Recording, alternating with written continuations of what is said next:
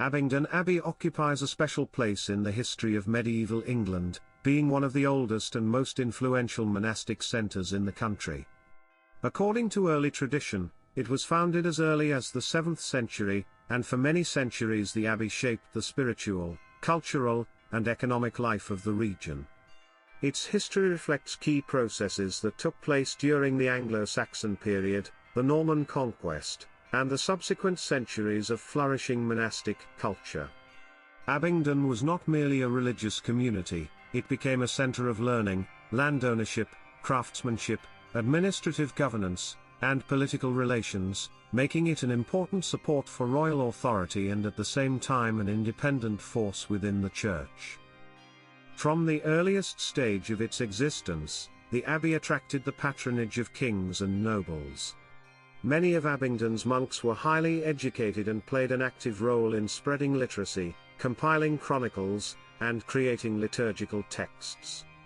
Thanks to this, one of the most notable intellectual traditions of medieval England developed within the monastery's walls.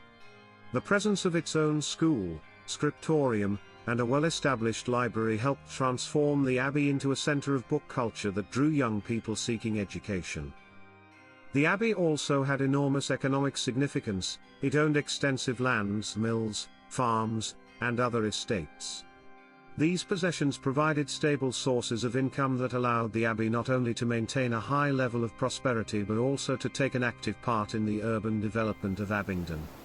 The monks likewise acted as intermediaries between the rural population and the royal administration, contributing to the strengthening of social structures in early feudal England. Despite its later decline and dissolution in the 16th century during the English Reformation, the legacy of Abingdon Abbey continues to shape the cultural and historical identity of the region.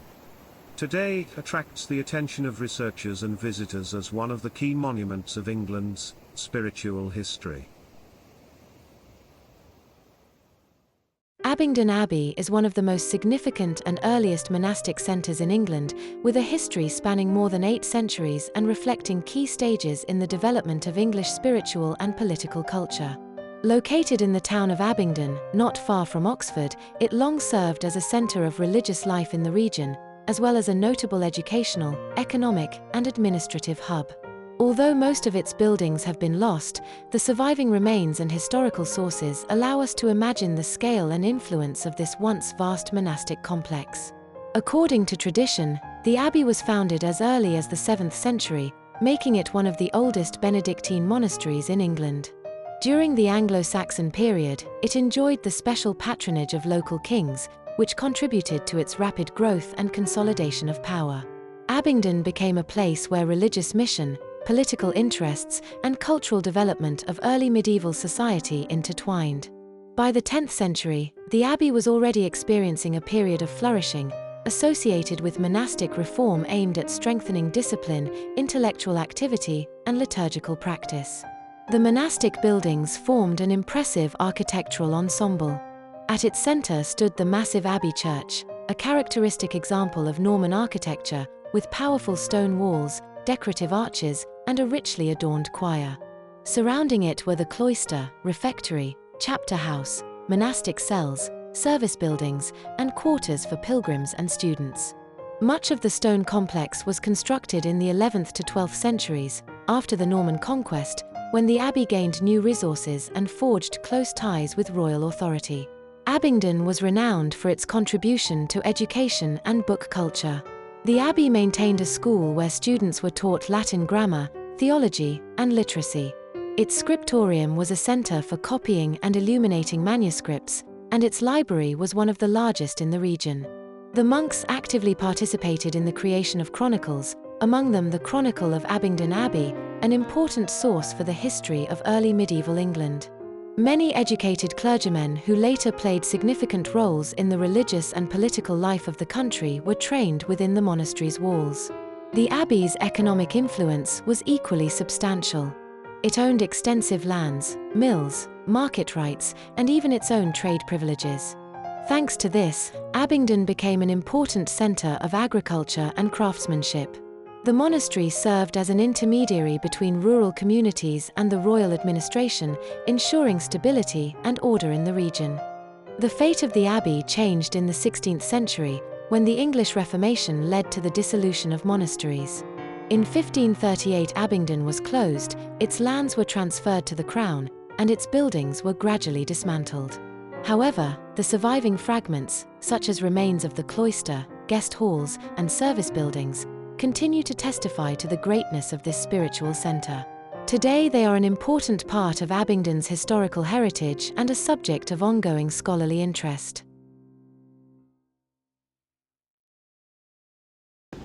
My name is Stuart. I'm one of the museum assistants in the museum, and nice to have you here visiting. We have a section here on the Abingdon Abbey. We have a book available, The Lost Abbey of Abingdon, and there's a lot of interest. This is a photograph of what they think it would have looked like. This is actually Welsh Cathedral, but they think the Abingdon Abbey would have been on this scale. We have a section here,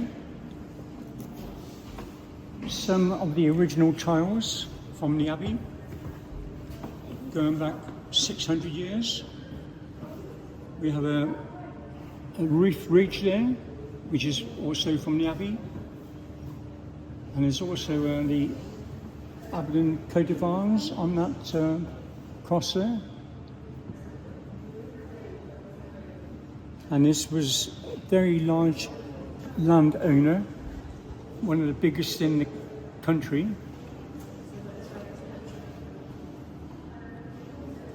We have a cross around here, which is also from the Abbey.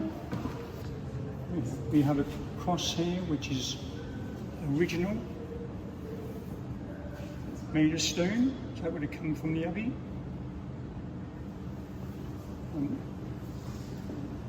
From the earliest times, this has been a strategic site where the River Ock joins the River Thames and is a desirable place to live. Abingdon Abbey became one of the largest and wealthiest in England. Well, these are I'm not sure what I'm going to say really. These are they call them gargoyles. So they would have been from the Abbey. There's also, well, this is actually after the Abbey, St. Helena. Despite the destruction that followed the dissolution of the monastery, the spiritual and cultural influence of Abingdon Abbey continued to be felt for centuries. The town of Abingdon, which grew up around the monastery walls, inherited many elements of the monastic structure. The market square, road network, service yards, and even the structure of the town administration were shaped to a large extent by the centuries-long activity of the abbots. After the abbey was closed, many of its buildings were adapted for secular use, and the stone remaining from the dismantled abbey church was used in the construction of houses and public buildings. Some monastic structures have survived better than others. For example, the Long Gallery and the former monastic guest hall, known as the Abbey Guesthouse, are rare examples of late medieval architecture. These buildings were used to host high-ranking visitors who came to the abbot on ecclesiastical or governmental business. Today, they are considered among Abingdon's most valuable historical monuments. Their restoration and preservation have become important tasks for both local authorities and charitable organizations committed to protecting the town's historical environment. Over time, public interest in Abingdon Abbey grew significantly. In the 17th to 19th centuries, against the backdrop of the rise of antiquarian studies and the romantic fascination with the Middle Ages, the abbey ruins attracted historians, travelers, and collectors. Many scholars used surviving monastic documents, including land records, rent rolls, legal documents, and fragments of monastic chronicles, to study the political, economic, and socio-cultural life of medieval England. These sources made it possible to better understand the role of monasteries in the development of state structures, agriculture, and church administration.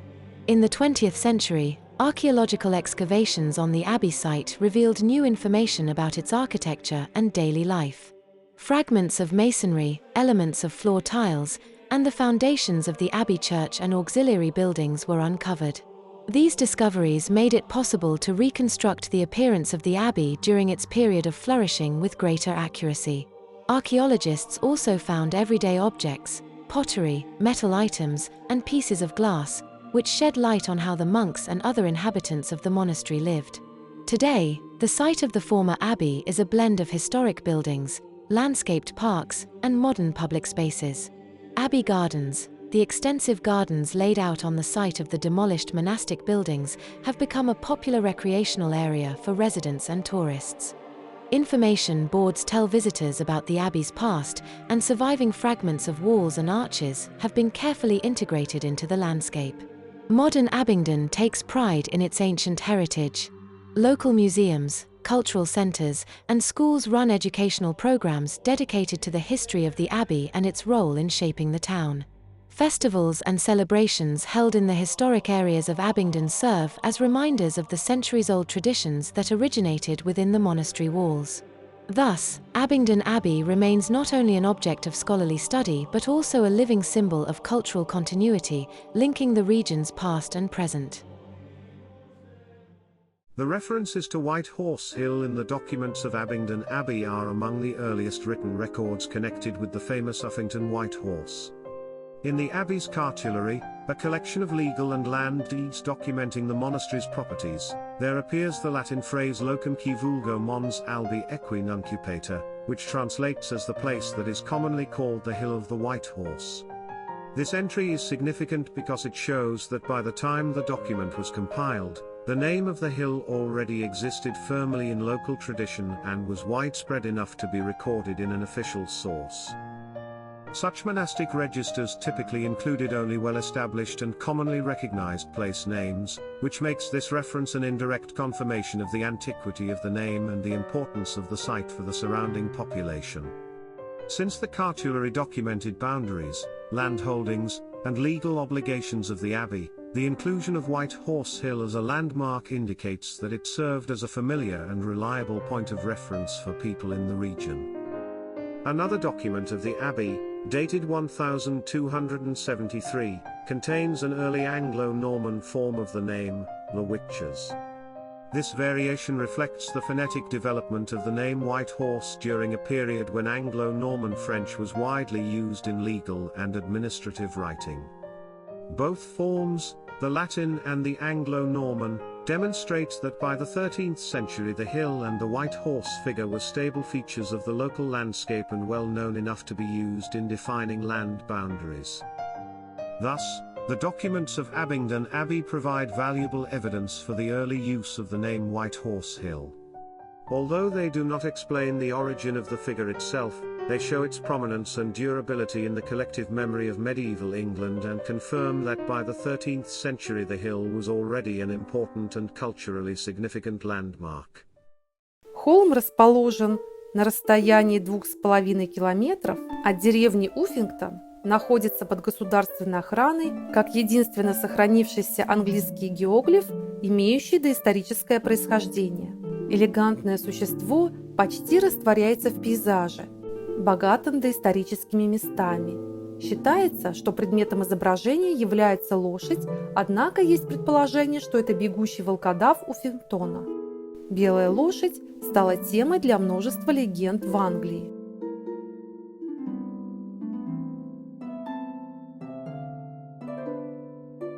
Было высказано предположение, что во времена Железного века это было священное место.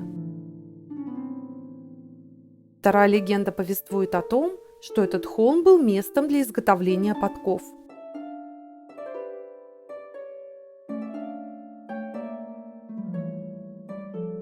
Если верить легенде, то оставив лошадь и 1 пенс возле нее, то удивительным образом лошадь будет подкована.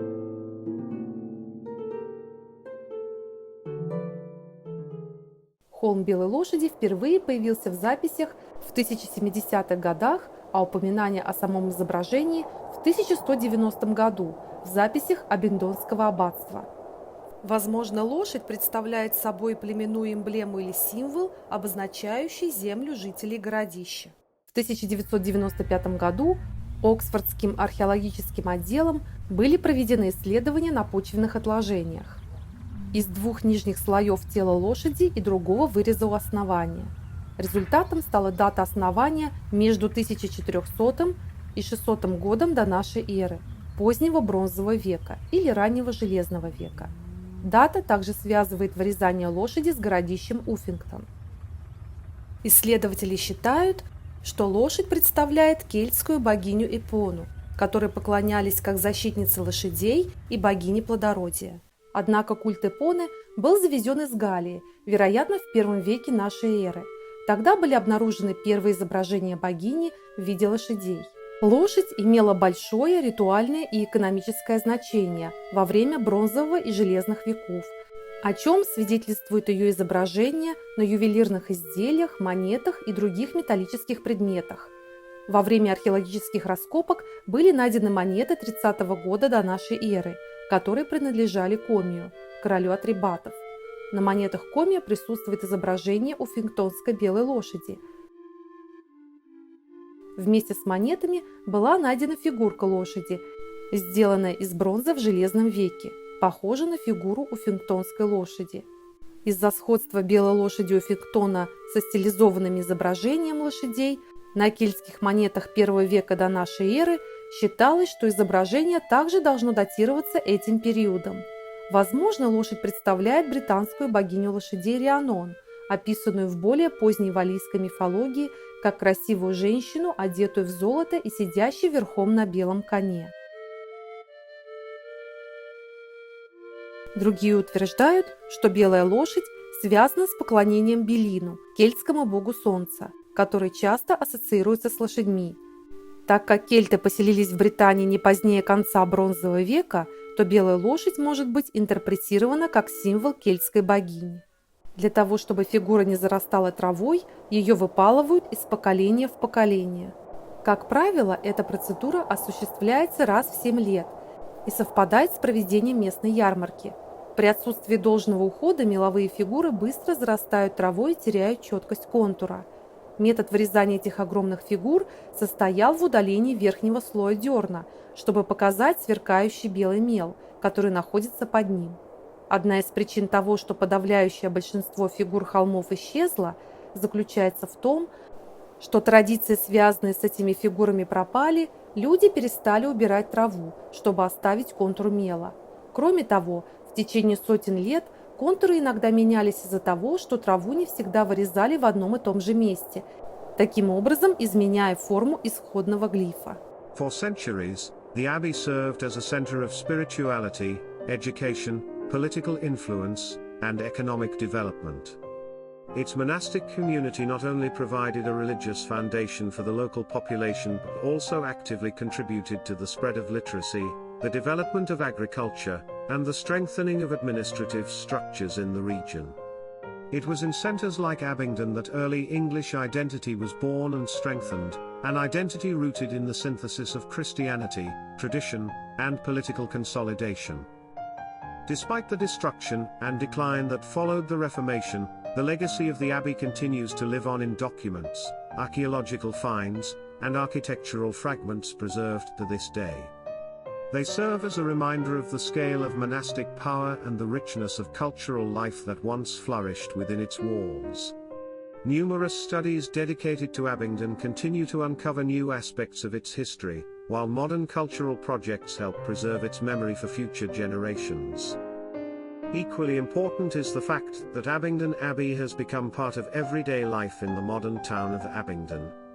Historic buildings, museum exhibitions, educational initiatives, and local festivals create a living connection between the past and the present. For the region's residents, the Abbey is not just a distant historical site, but a symbol of a centuries-old tradition that has shaped the development of their community. Thus, Abingdon Abbey remains a valuable element of England's historical heritage. It serves as a reminder of the importance of monastic centers in the history of European civilization and stands as an inspiring example of how spiritual life, learning, and labor can unite people and create a resilient cultural environment that endures through the ages.